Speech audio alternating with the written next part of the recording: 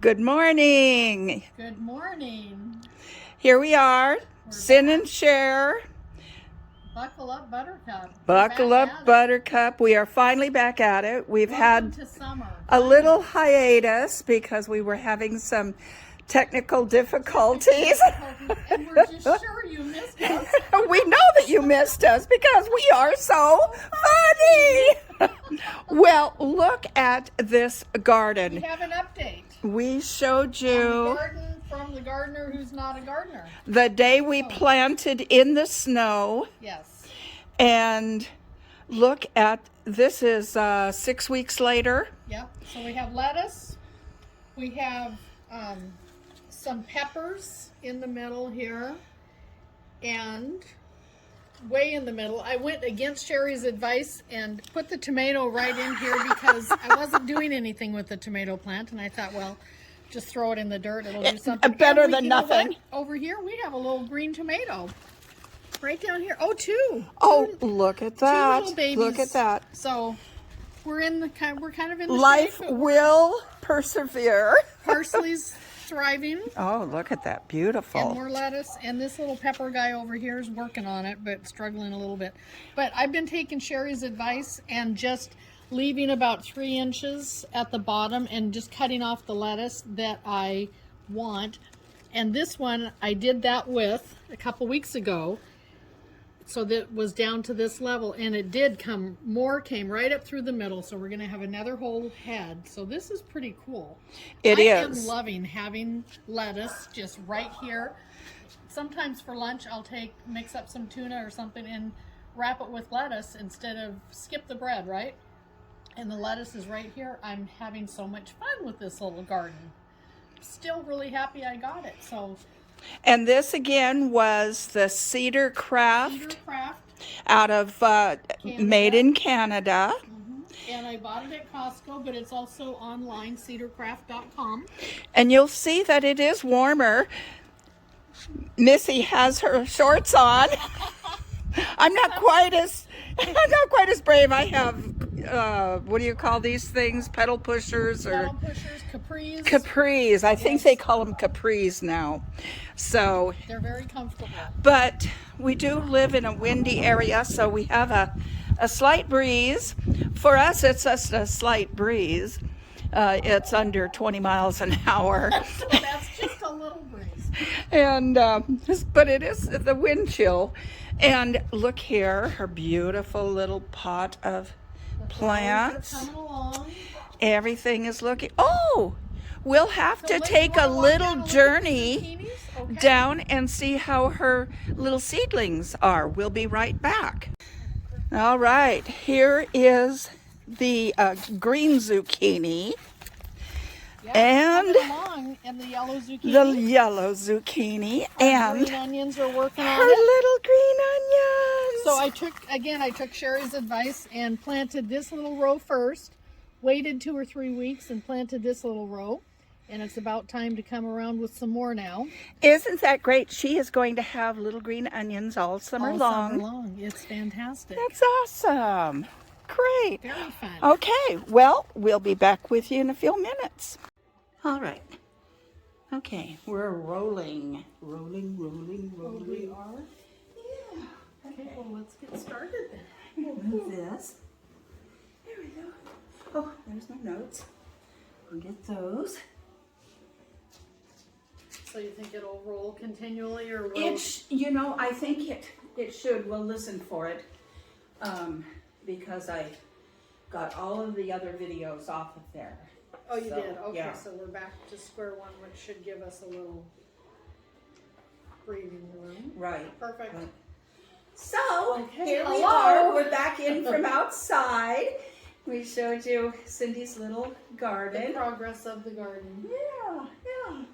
And so one of the things that Cabana Boy noticed when he was watching our videos was that we've asked for you to give us your comments, but we forgot to give you our email address. Oh, we did. So it is Cin, C-I-N, Sher, S-H-E-R.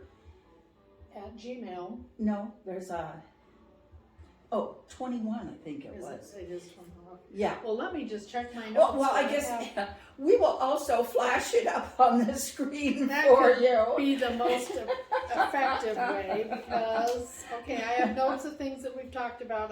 You know what, all that stuff is at the office. But it is. It's Cin Sher 21 at gmail.com. And I will flash that up on the screen for you so you'll see it for sure. And we really would love to have your comments because we don't know what you'd like to see. And we hope that you're enjoying what we're doing. But no topic is off the table, right? We'll take on just about anything. We'll take about anything. And of course, I am going to upload this on Monday, and that will be the official observance of Memorial Day. So we would love to thank all of the past, present, and future people in the service, men, women, and any other pronoun. But really, we just appreciate you so much, and the families who have sacrificed so much, whether they've lost a service member or not. They have gone through the agony of having their service person in far lands and not knowing what's going on. So we appreciate the service people for their sacrifices and the families for theirs. That is so true. It's not just the soldier who serves, it's the whole family. It is the whole And we family. are so fortunate in this country to have a complete volunteer military. It has been a long time. It hasn't been since Vietnam that we've had the draft in place. So think of all those years and all that we have endured and all that we have asked of our military. Yes, and they've stepped up. And it's been a voluntary basis. It's incredible. We're extraordinarily thankful. Yes, so thank you to all of our military. And if you are feeling depressed, reach out, please, because you are loved and you are, we care very much about you. So please do reach out to the military help that's available, because we don't want to lose anybody due to PTSD or any of those types of things. Right. I read an article just yesterday that was very interesting, and it was from the wife of a military vet who has PTSD. And she said, you know, people think, well, if they come home and they're having issues, we'll help. Well, no, she said the issues begin at the moment, you know, that's it. So we have active duty people who also need help. Absolutely. And I think, you know, if you're going to go for the effectiveness and the camaraderie and the true support, it's not always through the standard channels. It's through all those individuals who have gone through that darkness and have come out and launched their own independent nonprofits that want to help because they've walked that life, and they can offer true support more effectively a lot of times and quicker than the bureaucracy of the mainstream military. So we're so fortunate to have so many of those people in our country who have stepped up and established their own nonprofits. Yes, and absolutely. They're reaching out. And we know a gentleman who here in Washington State has developed a nonprofit skiing program. Yes. And besides people with disabilities, children, he also reaches out to vets who are hurting, and he takes them up on the mountain. And what a day. All of that beauty. Completely free of charge for them. Completely free of charge. They don't even have to have the right clothing because he has everything to outfit them. And he does lunch is served, and they're with other vets. It's not just, oh, we'll put a couple vets on today's roster. No, it's the day for the vets. Yes. So and it's a wonderful program. And it's so healing for them, so therapeutic. And there are so many of those programs across the country. Yes, so that's just please one reach of out. them. It really is a sign of strength to take that step and reach out because we know how hard it is. Or if a family member, if you see some signs get some help for them. Yep. Yeah.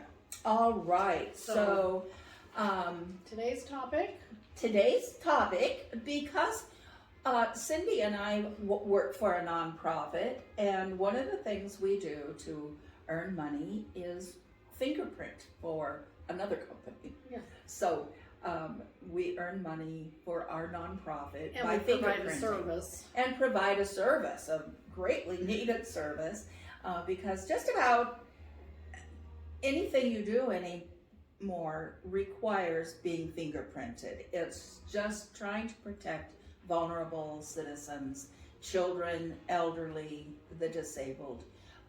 So we see a lot of people every week, and for a variety of jobs, pre-employment as well as recurring need for having them done again. right. And we thought this would be a great topic because questions come up when you're fingerprinting people. Yes. How do I have fingerprints similar to other people? Do I have the same fingerprints as my parents? Why do my fingerprints wear off? Why can't you find fingerprints? What are these little red dashes and blank spots on my fingerprints? And how do we get fingerprints? So we thought that would be a great topic, right? So we hope that this will be fun for you. It's just a little thing about fingerprints, because we don't think about our fingerprints. We think about cuts on our hands. It hurts if we cut our fingertip. It really hurts if you cut one off. And I've heard all kinds of stories about missing digits when I've been fingerprinting, but we just don't think about them. So we just thought we would bring you some interesting facts about fingerprints. Okay. So I'll let you go first. Really? I get to go first. You get to go first. Okay, well, I don't know what kind of information you have, but let me share what I came up with. Okay. We don't talk about these things ahead of time, so We who love knows to just what we surprise come up each other. Okay, so I'm going to have to do some reading because I have a lot of information and All right. want to be accurate. So each fingerprint develops in phases as a fetus grows in the womb. And they are a combination of ridges, arches, whorls, and loops. And during the 3rd or 4th months of gestation is when the fingerprints begin. And it becomes, our little fingers, as they're developing, start out with a waxy formation, right? A smooth, waxy surface. But then as we're moving around in the womb and the thickness of the amniotic fluid plays a role too. Oh, wow. So as we're moving and bumping things, the waxy portion begins to dissipate and these little ridges and folds begin to develop. Well, doesn't the underlayer, it starts shrinking or expanding or something back in or something faster than the others, and Yes. it causes the others to wrinkle? I think you mentioned. During the 3rd and 4th months of gestation, the skin of the fetus starts as a thin transparency layer and transforms into a waxy coating. The buckling and folding of the skin layer are partially responsible for the unique markings on the pads of the fingertips. Yeah, it's fascinating to me. Yeah. And by the 6th month, I believe, they are what that fetus has at 6 months, they will have for the rest of their life. Right. Other than, stretching and growing, but they will be the same prints. They will be, and they're fully developed at the 6-month mark. So when we're only a foot big and 6 months old before we're born, we have our fingerprints. And they have formed in those 3 main patterns already at that stage. That's just amazing to me. It is amazing. And there are 2 common characteristics for every fingerprint. It's the ridge end, where it just comes to an end, or the bifurcation where, and you can kind of see that on your palms, right? Where you'll get a line and it'll split and divide. The same thing happens with the fingerprints. And what else? What other riveting information do I have?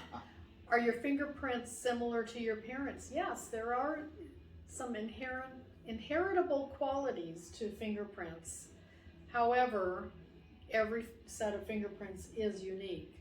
So they can be similar, but that's how they can, same thing with DNA, right? You can identify family members, but everybody has that individual identification. So let's see. Here's a picture, and you're going to put this up on here, right? I will put it up, yeah. The arch, the whorl, and the loop. So, let's go to the history of fingerprints. How long have fingerprints been used to identify anything? Oh, let's see. I'm going to guess to identify something. I'll guess the early 1800s. Okay. Early 1800s. Well, we did have some technology then. However, ancient artifacts with carvings similar to friction ridge skin have been discovered in many places throughout the world, including ancient Babylonia and China. 3,300, so 3,300 BC, Before Christ. the Indus Valley of Babylonia.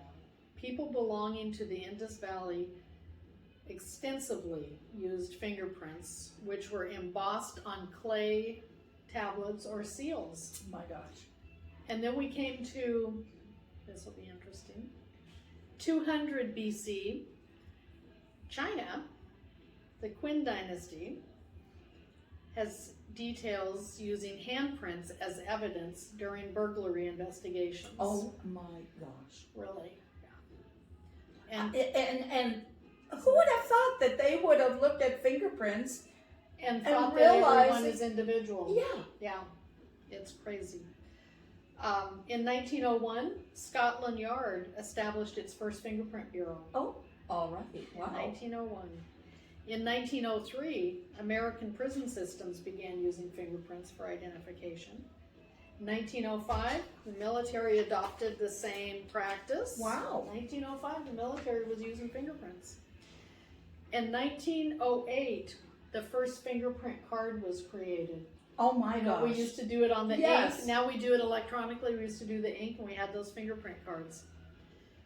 In 1911, the state of Illinois upheld admissibility of fingerprints as a reliable form of identification. 1917, they used the whole palm print. Yes. Those are also individual. They are. 1924 was the formation of the FBI, the ID division of the FBI. 1980, the first computer database of fingerprints known as Automated Fingerprint Identification System, or AFIS. And today, we have nearly 70 million full fingerprint cards, or 700 million individual fingerprints recorded on AFIS. But I thought this was interesting. As of 2020, the Unique Identification Authority of India is the largest fingerprint system using fingerprint, face, and iris biometric records. Pretty That's soon, the largest system. it won't be that many years. I'm thinking maybe the most 20 Yeah.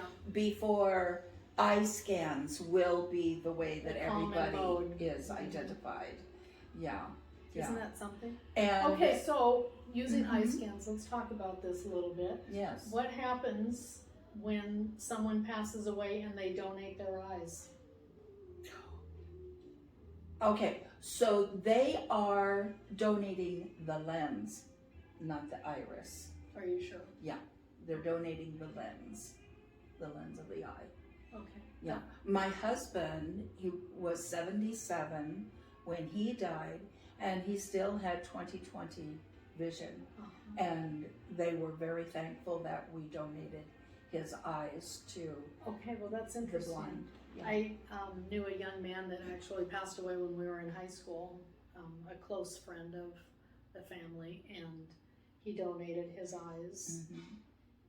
But when you hear donate your eyes, you think the whole eyeball. No, it's not the whole. Just the lens. It is just the lens. Yeah.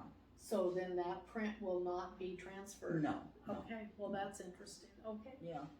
It is interesting. Also, They take baby footprints. Yes, they do. Those remain the same throughout your life also. Right. Yes. Yeah. Those are also individual and will remain with you all your life. So if you burn off your fingertips trying to obscure your identity, Oh, you've still got too. yeah, Ouch. yeah, the that feet would are not so be tender. yes. Yeah, I don't think. No, I don't think I think like I'd that. rather just follow the law. Yes, I think so too. Now you What do had you have? you had 2 points of for the. These are the 3 parts of a fingerprint. There's the loop. Now that can be a whirl. It can be an arch. Let and me help you. I will also put this up on the screen for you, and probably in front of my face right now. But there's the loop, the arches that go around the main little whirl or arch or whatever. And then there's the delta. And that's where everything comes together on both sides. And when we fingerprint, the reason we roll the finger is to get from delta to delta. Oh, interesting. And that's one of the things that we have to make sure that we do is get from delta to delta, because that's what will come up on a fingerprint that they can identify. Oh, very interesting. So yeah, it is interesting. And there are animals that have fingerprints. Of course you would expect the apes. Right. Because we are a branch off of that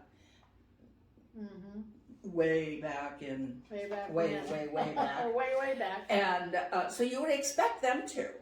But would you expect a koala to have fingerprints? Koalas have fingerprints that are almost indistinguishable from a human fingerprint. Well, that's really. Yes. So that I know sometimes we, depending on our jobs or what we do through life, a lot of cleaning or whatever, we have a tendency to smooth out our fingerprints through time. Those little koalas are in the trees and using them all the time. Has there been a study on that? It didn't go that far. I have to find an elderly koala to check those fingerprints. So, a little tip. Because we don't think about our fingers, our fingerprints, let me give you some helpful advice.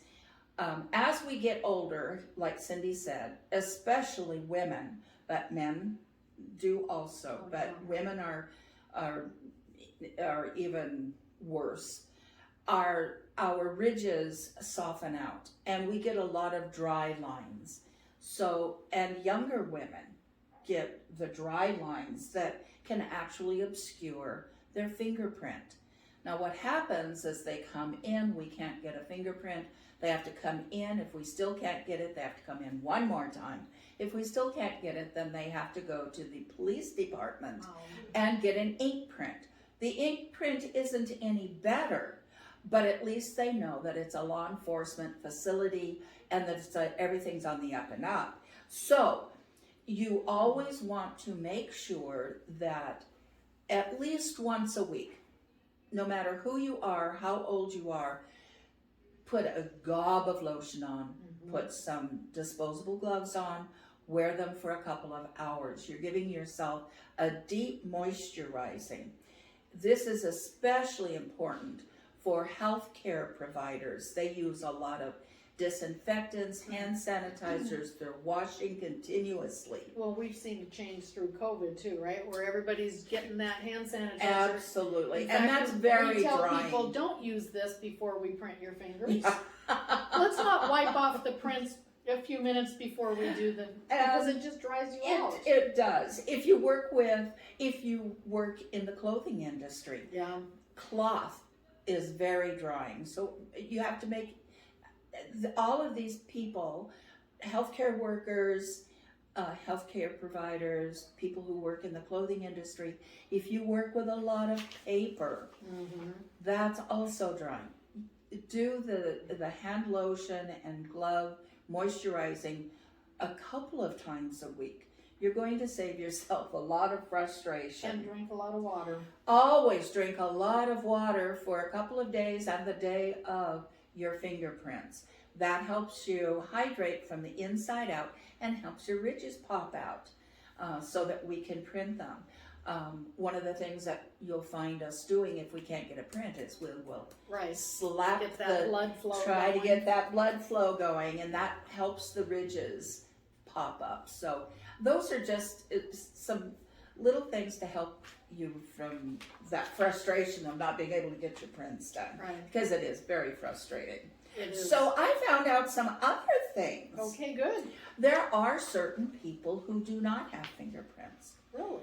There are like 3 or 4 family lines in the entire world, only 3 or 4, that certain members of their family do not have fingerprints. They're completely smooth, no ridges whatsoever on their fingers, their palms, their feet. And not all of the family members in those 4 lines, just certain members. Oh, how funny. Yeah. And so that is called immigration delay disease because they can't pass international borders without fingerprints. Oh, so wow. they have to have special medical proof that they have this. Probably extensive. And if they're in those 4 family lines and you have this issue, you don't have other health issues. But there is another genetic issue that causes, and it's very rare, causes people to not have fingerprints, but they have other congenital problems also. Well, that's true, and that's something that I had that I forgot to share was, where is that, Cindy? They are looking at fingerprints as a predisposition to other illnesses. Yes, they are. Diabetes in particular. Yes, they say that people with diabetes have more ridges than other people. I haven't checked mine. And okay, so we might not know exactly how they form, but we do know that when they form in the womb at or after 24 weeks of gestation, we also know that each person is born with a unique set of prints. The pattern may grow over time, but it will stay the same, meaning a person will always have the same fingerprints. It's also interesting to know that your fingerprints continue down your palm and may also be found on the soles of your feet, meaning even if you eliminate your fingerprints, as famous criminal John Dillinger attempted to do, you can still be identified.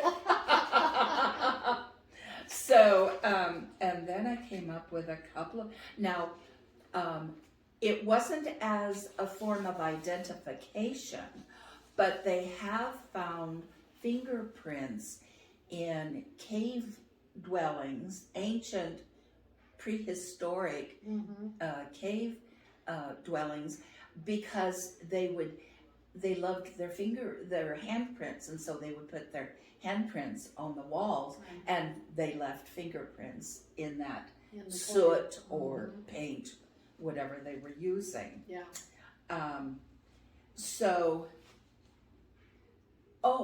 Now I thought this was really fascinating. Do you think you're safe using your fingerprints as a security code? Well, some German hackers, of course, they're called the Chaos Computer Club. Oh, well, that's a good name. Demonstrated how it can mimic a fingerprint just by analyzing photographs. So they did the German German Minister of Defense. Sure, let's pick a high-profile person. Right, and that's why they did it. Wow.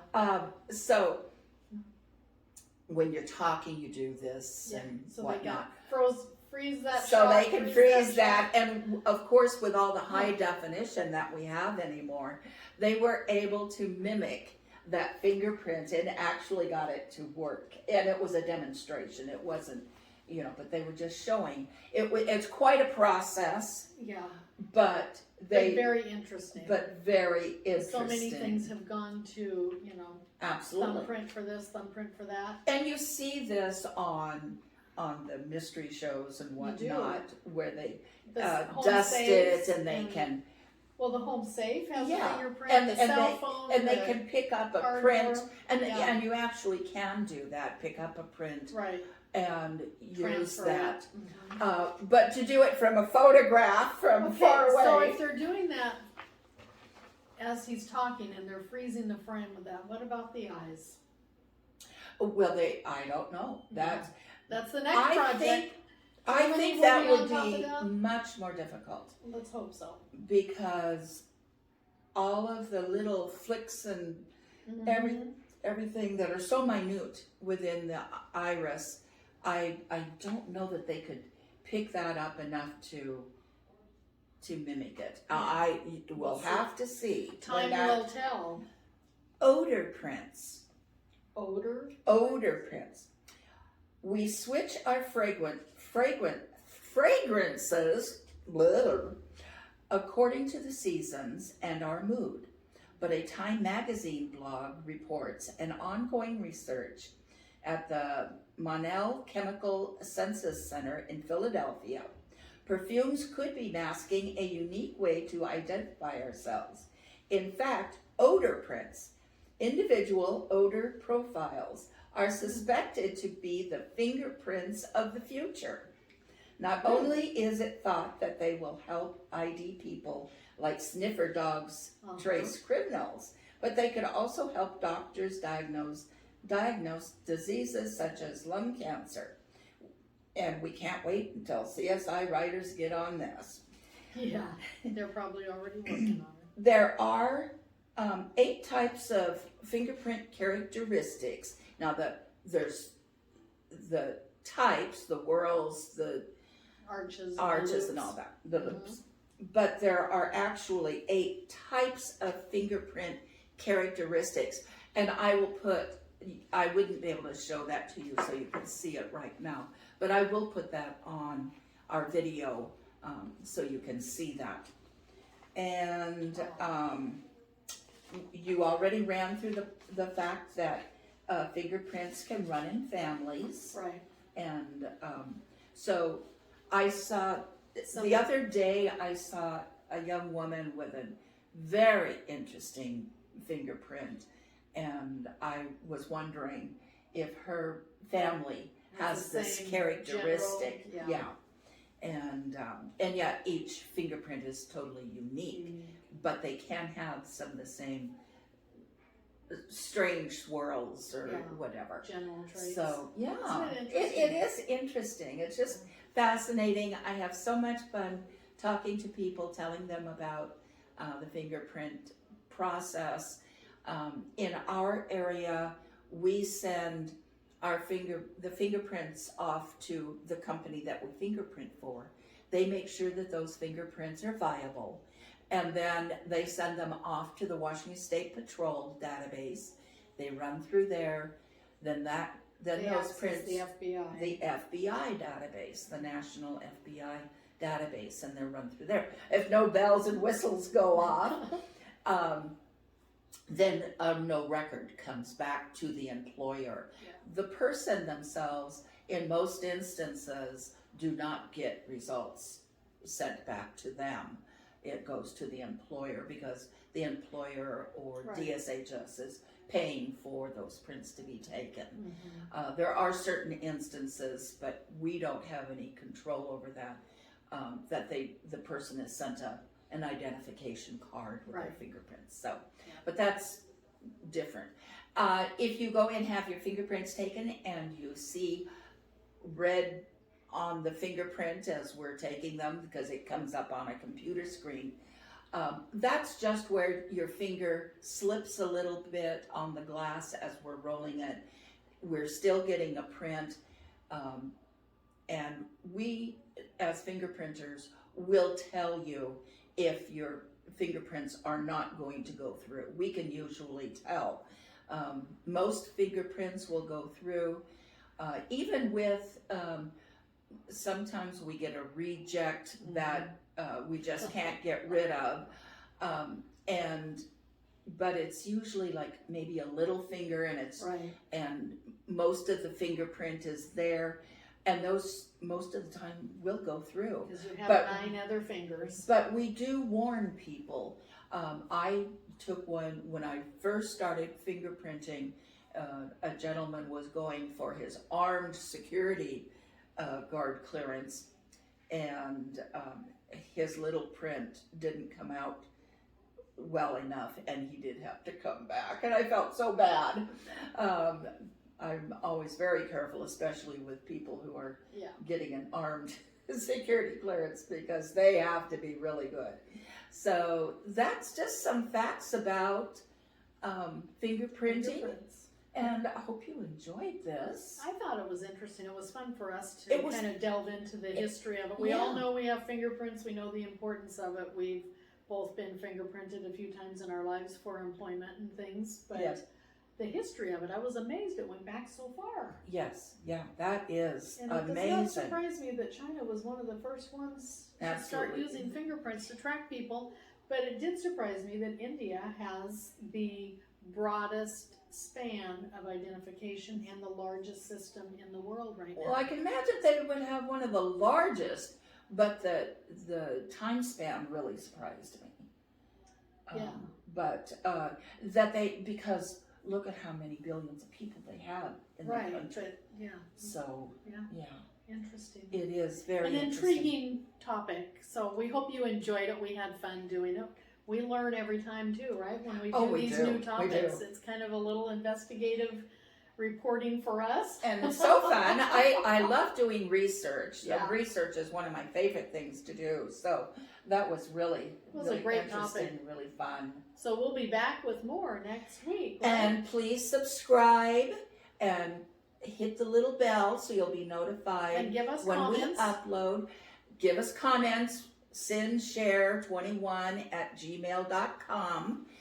We'll or make just sure. comment on the page, Or- right? Yes, if you're on your computer, you can You comment on the page. Yeah. We will respond in some way if you leave comments.